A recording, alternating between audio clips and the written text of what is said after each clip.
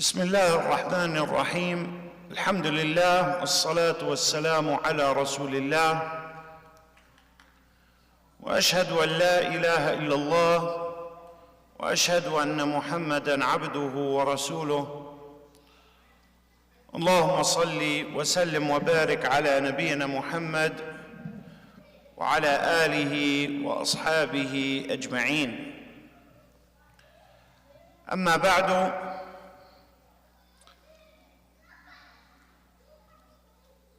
one of the things that everyone does in lieu of a big event, a big time that's going to come and pass, a special time, is we make resolutions to ourselves. Resolutions. We say that when this time comes to pass, I'm going to be, or I'm going to do, or I'm not going to do, etc. And this is normal. There's nothing wrong with this per se. However, the reason that these things don't often come through, and they usually fall apart, and they usually are not met, these goals are not met and achieved, is because the goals that are set are one of two things. They're either too big or they're too vague. What am I speaking about? Well, of course, we understand that Ramadan is very close. It's coming in a couple weeks, inshallah ta'ala. And everyone has certain resolutions that we make.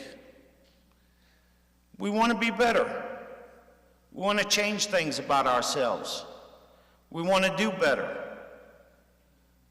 And so we make these resolutions and we make these solemn oaths with ourselves and oftentimes with Allah that when Ramadan comes this year, I'm going to do X, Y, and Z, and I'm not going to do X, Y, and Z, and I'm going to be, and so forth. So, again, everyone does this. That's fine. The problem is how many times is it actually followed through with? Rarely. And the reason is because the goal is too big or the goal is too vague.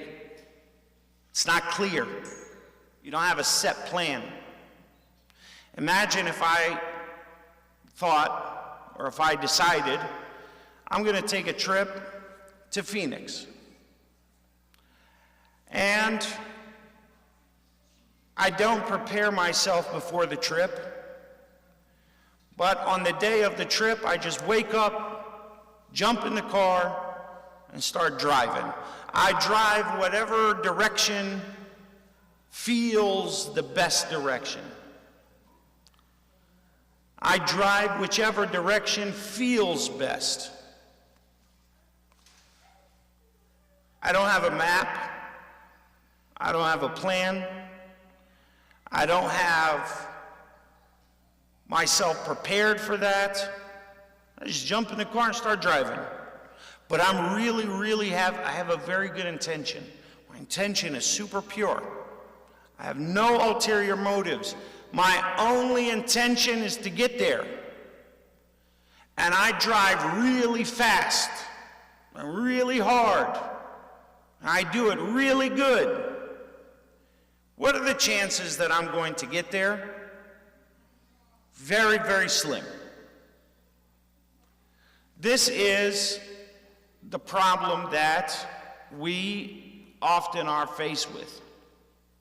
We get to Ramadan, we want to take this trip, but instead of us preparing properly, instead of us having a plan, having a reasonable plan, having a detailed plan, we just jump in the car and start driving around.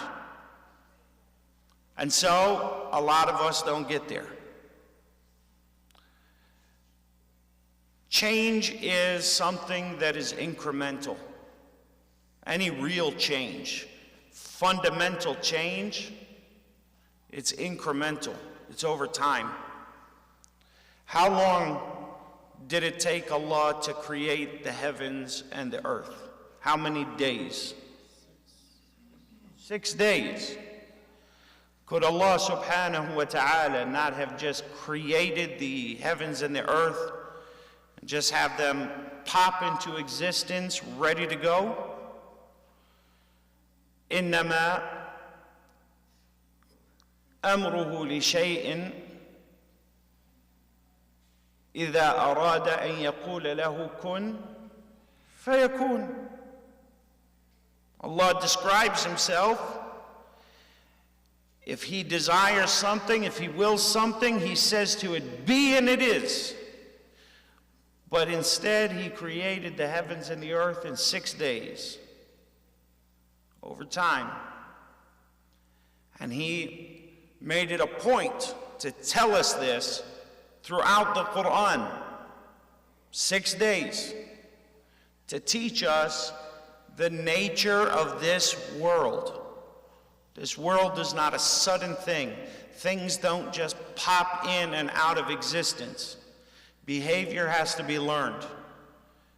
I want you to imagine your time and who you become in Ramadan like a muscle that you're trying to make stronger, which is the case for any discipline. You can't just immediately wake up stronger, wake up different. If I wanted to start to lift weights, or I wanted to start to train for something, I can't just go in the weight room, put as much weight on the machines as I possibly can, and work myself to bits. That's not sustainable. And it doesn't really help anything in the long run. As a matter of fact, it'll most likely hurt me. It'll make me sick. And the next time I think about working out, that's going to be daunting, nightmarish, leaves a bad taste in my mouth. That's not how we achieve things. When we are approaching Ramadan now, many of us have these resolutions. Number one, and we're going to take 3 points. The first point, you don't have to wait for Ramadan to start for you to start being who you're promising to be. You don't have to wait till Ramadan starts. I'm going to read the Quran every day. I'm going to pray at night. I'm going to do this and that. You don't have to wait till Ramadan. You can start right now. And as a matter of fact, if you want to make it through Ramadan, doing these things that you are hoping to do and accomplishing them, you need to start now. You need to start now changing those habits and changing the routine so that by the time Ramadan comes, you are already in that routine. That's number one. So the first point, you don't have to wait till Ramadan to do these things. Number two is the plan or the goal is too big. It's too big. If a plan is too big and too vague, it's not going to usually be obtained. My plan can't just be, I want to be a good Muslim. Great, that's, everybody wants that. But how am I going to do that? I want to go to Jannah. Fantastic. What is your plan to get there? Not just general, specific plan to get to paradise. What is it? Which door of the doors of paradise are you aiming for? How many doors of paradise are there? How many? 8. 8 doors of paradise. And what are these doors of paradise for? Each one, yes? Right, they're for different characteristics that a person embodies. You have a door for salah, for the people that excel in salah.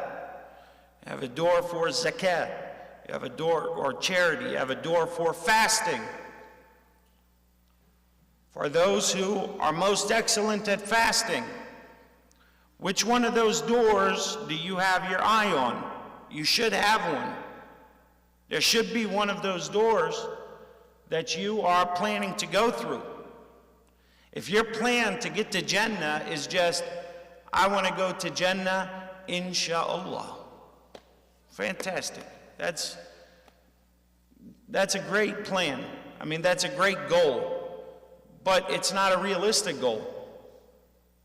Anyone who has a realistic goal knows that the goal has details. What are the details? What are you going to do in the first year? What are you going to do in the first 5 years? What do you want to be doing in the next 10 years? What's your plan? What's the exact way that you're going to get there? This is paramount importance, that a person have a goal that's reasonable and a goal that's detailed. And oftentimes we jump the gun and we start too big. We want to wear 10 hats at the same time. But that's not how it works. We don't need to wear 10 hats. We just need to wear one really well. And we need to start at the basics. Let me ask a question. What is the real spirit of fasting? What's the real point of fasting? Is it about not eating and not drinking? Is that really the point of fasting? Well, then what is it? What is fasting for? What are you fasting for? التقوى لعلكم تتقون. It's not لعلكم تجوعون, لعلكم تحنفون, لعلكم تخسرون وزنا, لعلكم تأكلون, لعلكم تطبخون. That's not the point. The point is taqwa. It's for you to learn taqwa. And taqwa starts with the basics. Let's say I were fasting the day of Ramadan, and I forget. And, you know, out of habit, I get thirsty, I go to the sink, I pour a glass of water, and I drink it. And then I remember, oh, goodness, I'm fasting. What do I do? Tell us, Miriam.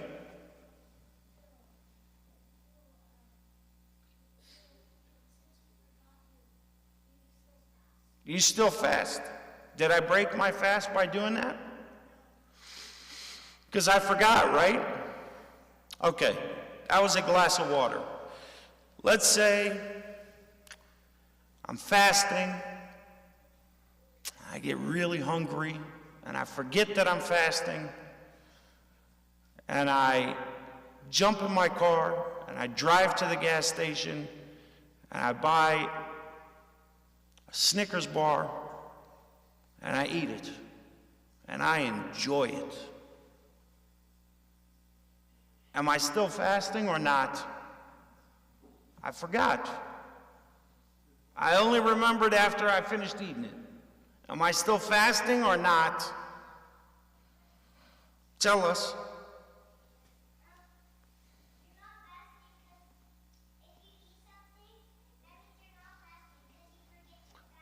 Yeah, but what about if I forgot? I forgot. Well, you know, a guy forgets, you know. You get hungry. You got a minute, right? And I go ahead and eat a candy bar. Yes, Miriam, again. I forgot. And then I remembered after. Am I still fasting? Yes. Because I enjoyed it. So I have to drink the glass of water hating it. When I'm drinking it, I have to be thinking, man, I hate this water. I hate this candy bar. I wish candy bars never existed. Is that it? Yes, tell us.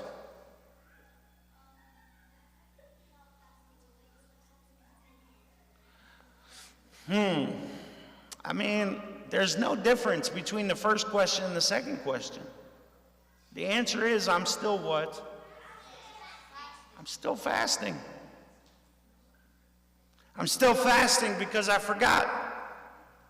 Okay, here's another question.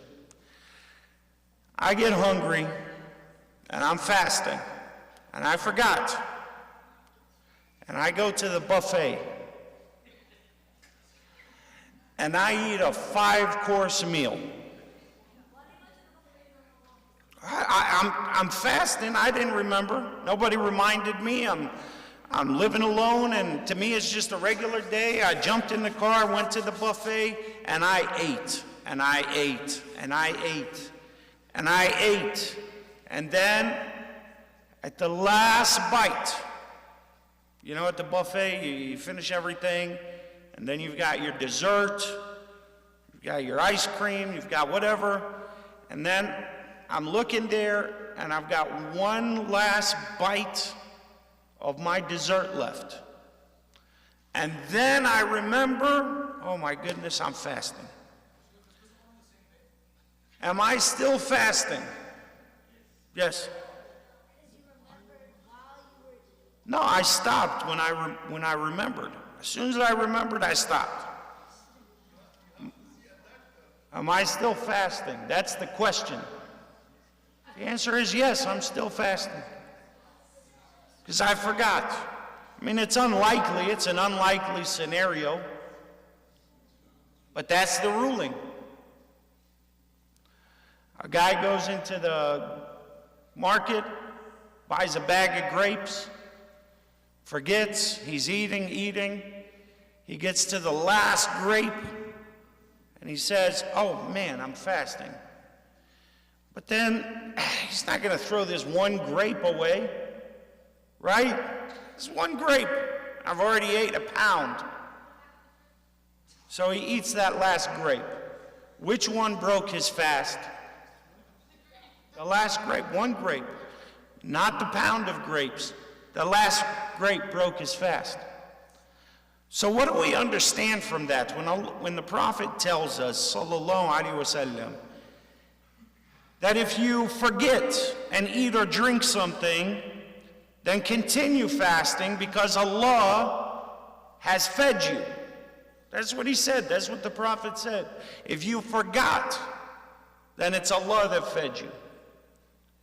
But why would Allah feed you while you're supposed to be fasting?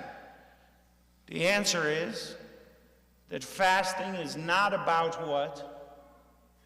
Eating and drinking. That's just the bare minimum. That's not the real spirit of fasting. Fasting's not about eating and drinking.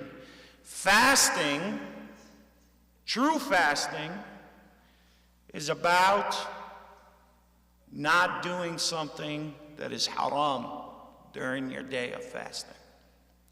Now let's take the same question. Let's say a person is fasting and forgets, and then does something haram while he's fasting. He forgot he was fasting, and he started to backbite someone, or he started to slander someone, or he told a lie, or he looked at something haram, or he stole something, or he hurt somebody while he was fasting. Does this person still get a sin for that? Do you still have a sin written against you for doing that, even if you forgot? Yes. So if you're fasting and you forget and eat something, no sin. But if you're fasting and you forget and disobey Allah, the sin is written against you. Why? Because that's the point of fasting. Listen to this narration. We only got a couple minutes left. Listen to this narration. Our Prophet, sallallahu alayhi wasallam, he said, ليس الصيام من الأكل والشرب إنما الصيام من اللغو والرفث. True fasting is not to just fast from eating and drinking. True fasting is to not do something haram or do something that is unproductive. That's what true fasting is. True fasting is that you don't do what is haram. So let's say our allegiance or our Ramadan resolution, instead of our Ramadan resolution being, I'm going to turn into a saint this Ramadan, I'm going to read the Quran 10 times, I'm going to make salah all night, I'm going to do this and that. What about if our resolution was just, I am not going to do anything that I know to be haram this Ramadan while I am fasting. No bad habits. Anything that I know that is haram, I'm going to not do it while I'm fasting. And I am not going to do anything that is unproductive while I'm fasting. That's a waste of time. That will kill time. I'm only going to do that which is productive and that which is halal. If a person did this, how much would they change during this month of Ramadan? I mean, honestly, really change. And that's really what the point of Ramadan is. Fasting is only one part of Ramadan. Fasting is just so that you can get purified from sins, so that when the nighttime comes and you hear the Quran, it will reach parts of your heart that were otherwise in darkness. That's the point of Ramadan.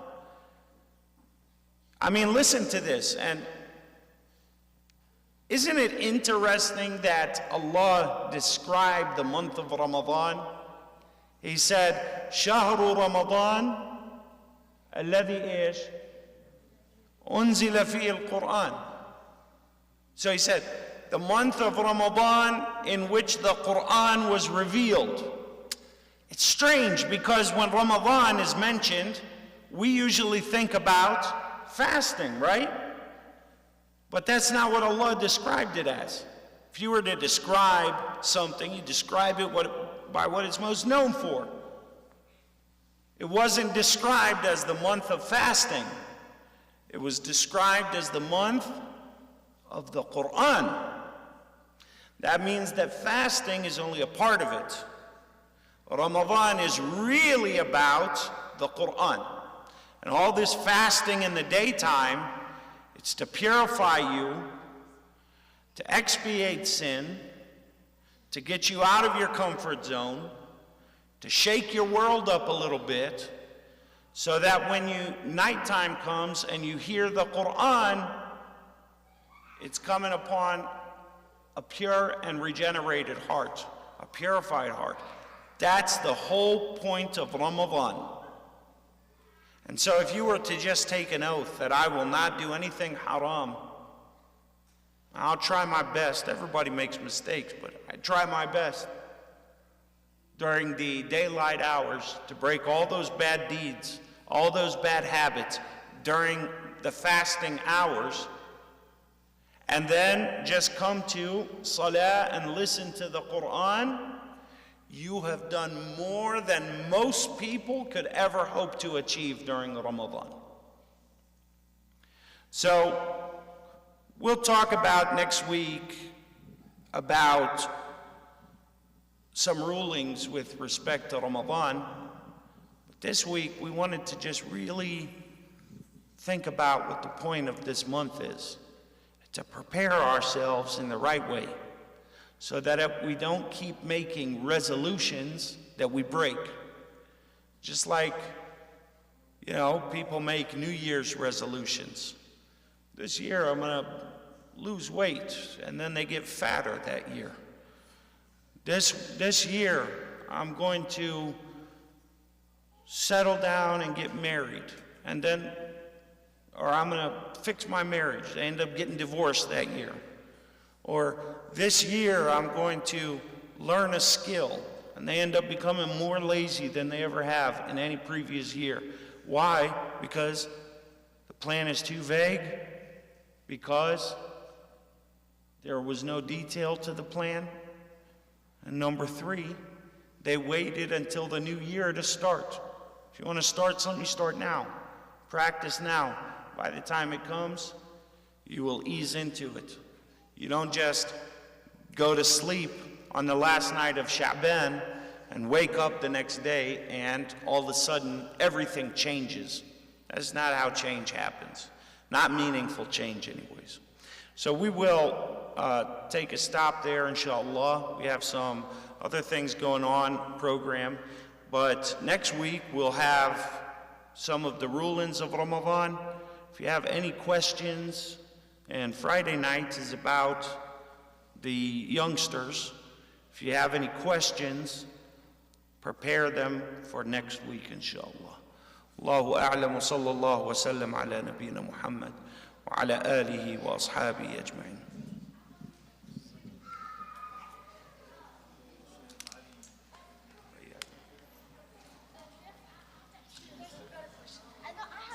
So last Ramadan, I slept in the shower, and she would make an argument about 10 of them. What if you slip and then you